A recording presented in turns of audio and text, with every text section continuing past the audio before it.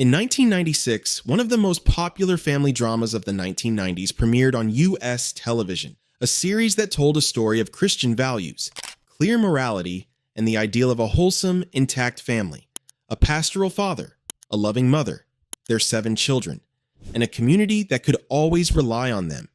But what happens when the moral center of such a series is confronted years later with the reality that calls all of this into question? What remains of a show that preached values, when the truth behind the scenes paints a completely different picture? Welcome to Back on Screen, your channel for TV series nostalgia. Today, we go deeper than ever before. Today, we look behind the facade of Seventh Heaven and at the shadow that continues to follow its legacy to this day. Chapter 1. What was Seventh Heaven really about? Seventh Heaven aired from 1996 to 2007 and told the story of the Camden family. At the center were Pastor Eric Camden and his wife Annie, who, together with their 7 children, tried to balance everyday life, faith, and morality. The series addressed themes such as puberty, love, loss, responsibility, social conflicts, and religious values, always from a clearly moral perspective. With 11 seasons and more than 240 episodes, Seventh Heaven became a rating success, especially among families and religiously inclined viewers. At the same time, the series was never without controversy. While many viewed it as wholesome, safe family entertainment, critics mocked it as overly moralizing, preachy TV, a product of its time that offered clear answers where reality is often far more complex. Chapter 2. How did the series work? Values, morality, and the spirit of the times. On the surface, Seventh Heaven was a classic family drama. At its core, however, it was a series about morality. Reverend Eric Camden functioned not only as a father, but as a moral compass. His answers to life's questions, whether about drugs, sexuality, honesty, or social responsibility, were usually clear-cut, often conservative, and rarely ambivalent. But this is exactly where a growing disconnect began to emerge over the years. As society and pop culture evolved, the series remained for a long time stuck in a worldview that increasingly felt outdated. In retrospect, many conflicts feel overdramatized or overly simplified. Behaviors that are now considered normal aspects of growing up were back then staged as moral crises. What was once meant to provide guidance later felt patronizing to many viewers. Chapter 3. Fan reactions then versus now. In the late 1990s, Seventh Heaven was a staple of family television. Parents saw the series as a safe option to watch together with their children, without surprises, without taboo-breaking content. Over the years, however, perspectives began to change. Increasingly, the series became the subject of so-called hate-watching.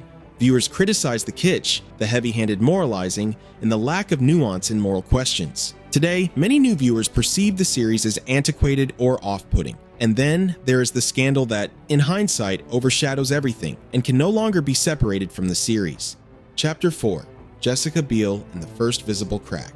One of the central characters of the early seasons was Mary Camden, rebellious, emotional, yet firmly rooted in family and faith. For actress Jessica Biel, however, the role increasingly became a burden. The older she got, the more she became frustrated with the series' extremely wholesome image. Biel wanted more mature roles to be taken seriously, and not to be permanently perceived as the pastor's daughter from family television. The turning point came in the early 2000s with a revealing photo shoot for Gear magazine. The images stood in stark contrast to the image of Seventh Heaven and sparked a public scandal. Producer Aaron Spelling was reportedly anything but pleased. Jessica Biel later openly stated that she took this step deliberately in order to break away from the show's image. Shortly afterward, her character was increasingly written out of the storyline. Officially, Mary went off to college. Unofficially, it was clear that Jessica Biel had other plans. This conflict was the first visible moment in which the series' flawless image began to crack. But what at the time seemed like an image problem would years later be overshadowed by something far more serious. Chapter 5. The Scandal That Changed Everything. At this point, we come to the chapter that has had the greatest impact on the legacy of Seventh Heaven. For many years, Stephen Collins portrayed Reverend Eric Camden, the compassionate father and moral center of the series. In 2014, information became public that profoundly changed how many fans viewed both the actor and the show. A recording from a private therapy session in 2012 was later released, in which Collins acknowledged past misconduct involving minors. The conduct he discussed was reported to have taken place between 1973 and 1994. with some incidents occurring well before Seventh Heaven was ever produced. Collins later described his own actions as wrong and horrible. He also offered explanations for what had happened, but those statements were widely criticized by both the public and professional commentators. One point remains beyond dispute. Any misconduct involving minors is extremely serious and cannot be justified or minimized. Chapter 6. Why there were no criminal consequences. One of the biggest questions after the recordings became public was, why was Stephen Collins never criminally prosecuted? The reason lies in the statute of limitations. At the time they were disclosed, the acts described largely fell outside the legal statutes of limitations. As a result, there was no criminal trial and no legal reckoning in the traditional sense. What remained was public and moral condemnation and a permanently damaged image. Chapter 7. The consequences for the series and those involved. After the scandal became public, it had massive consequences. Career end. Collins lost roles, was removed from ongoing productions, and effectively disappeared from Hollywood. Handling of the series. Several networks temporarily pulled reruns of Seventh Heaven from their schedules or significantly reduced them. For many viewers, separating the character from the actor was hardly possible anymore. Reactions from the cast. Former cast members publicly distanced themselves from Collins' behavior. However, they emphasized that they themselves had not had any inappropriate experiences.